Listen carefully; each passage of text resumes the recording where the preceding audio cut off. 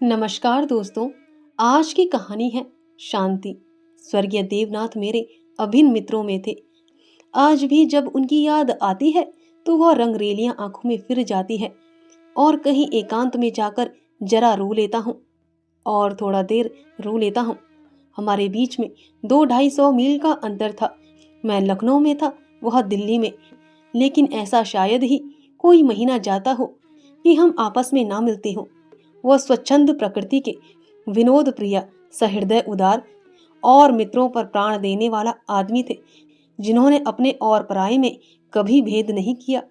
संसार क्या है और यहाँ लौकिक व्यवहार का कैसा निर्वाह होता है, यह उस व्यक्ति ने कभी न जानने की चेष्टा की। उसकी जीवन में कोई ऐसा अवसर आए जब उन्हें आगे के लिए होशियार हो जाना चाहिए था। मित्रों ने उनकी निष्कपटता से अनुचित लाभ उठाया और कई बार उन्हें लज्जित होना पड़ा। लेकिन उस भले आदमी ने जीवन से कोई सबक लेने की कसम खा ली थी। उनके व्यवहार यूं के त्यों रहे। जैसे भोलेनाथ जी, वैसे ही भोलानाथ मरे। जिस दुनिया में वह रहते थे वह निराली दुनिया थी, जिसमें संदेह, चालाकी और कपट के लिए स्थान न था। सब अपने थे, कोई गैर ना था। मैंने बार बार उन्हें सचेत करना चाहा, पर इसका परिणाम आशा के विरुद्ध हुआ। मुझे कभी कभी चिंता होती थी कि उन्होंने इसे बंद ना किया तो नतीजा क्या होगा। लेकिन विडंबना यही थी कि उनकी स्त्री गोपा भी कुछ उसी सांचे में ढली हुई थी। हमारी देवियों में जो एक चातुरी होती है, जो सदैव ऐसे उजाड़ू पुरुष की असावधानियों पर ब्रेक के काम करती है, उससे वह वंचित थी। यहाँ तक कि वस्त्राभूषण में भी उसे विशेष रुचि न थी। अतएव जब मुझे देवनाथ के स्वर्गारोहण का समाचार मिला और मैं भागा हुआ दिल्ली गया, तो घर में बर्तन भांडे और मकान के सिवा और कोई संपत्ति ना थी। और अभी उसकी उम्र ही क्या थी जो संचय की चिंता करते। 40 भी तो पूरे ना हुए थे।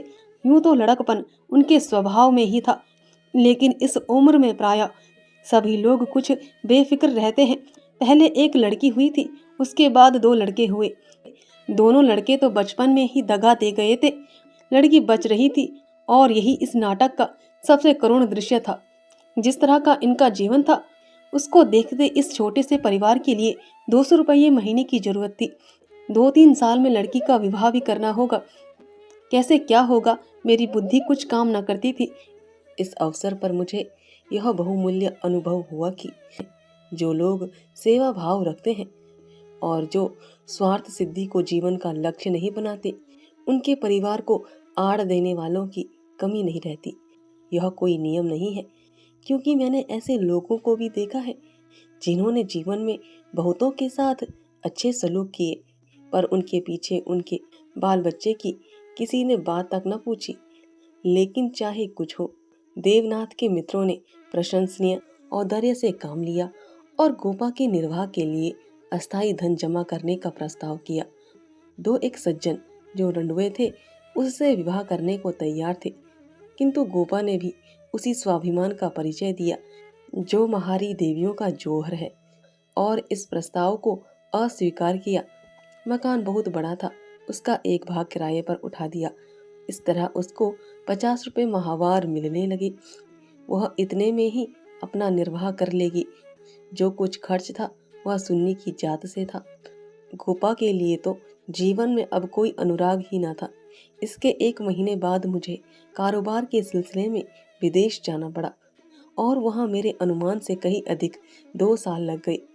गोपा के पत्र बराबर जाते रहते थे, जिससे मालूम होता था वे आराम से है, कोई चिंता की बात नहीं है। मुझे पीछे ज्ञात हुआ कि गोपा ने मुझे भी गैर समझा और वास्तविक स्थिति छिपाती रही। विदेश से लौटकर मैं सीधा दिल्ली पहुंचा। द्वार पर पहुंचते ही मुझे रोना आ गया। मृत्यु की प्रतिध्वनि सी छाई हुई थी। जिस कमरे में मित्रों के जमघट रहते थे, उनके द्वार बंद थे। मकड़ियों ने चारों ओर जाले तान रखे थे। देवनाथ के साथ वह श्री लुप्त हो गई थी। पहली नजर में मुझे तो ऐसा भ्रम हुआ कि देवनाथ द्वार पर खड़े मेरी ओर देखकर मुस्कुरा रहे हैं। मैं मिथ्यावादी नहीं हूँ और आत्मा की देहिकता में मुझे संदेह है, लेकिन उस वक्त एक बार मैं चौंक जरूर पड़ा। हृदय में एक कंपन सा उठा, लेकिन दूरी नजर में प्रतिमा मिट चुकी थी। द्वार खुला गोपा के सिवा खोलने वाला ही कौन था। मैंने उसे देखकर दिल थाम लिया। उसे मेरे आने की सूचना थी और मेरे स्वागत की प्रतीक्षा में उसने नई साड़ी पहन ली थी और शायद बाल भी गुथा लिए थे। पर इन 2 वर्षों के समय ने उस पर जो आघात किए थे उन्हें क्या करती। नारियों के जीवन में यह वह अवस्था है जब रूप लावण्य अपने पूरे विकास पर होता है, जब उसे अल्लड़पन, चंचलता और अभिमान की जगह आकर्षण, मधुराई और रसिकता आ जाती है। लेकिन गोपा का यौवन बीत चुका था।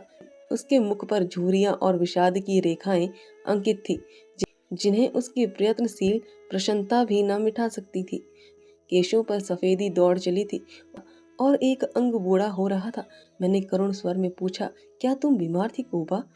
गोपा ने आंसू पीकर कहा, नहीं तो मुझे कभी सिर दर्द भी नहीं हुआ।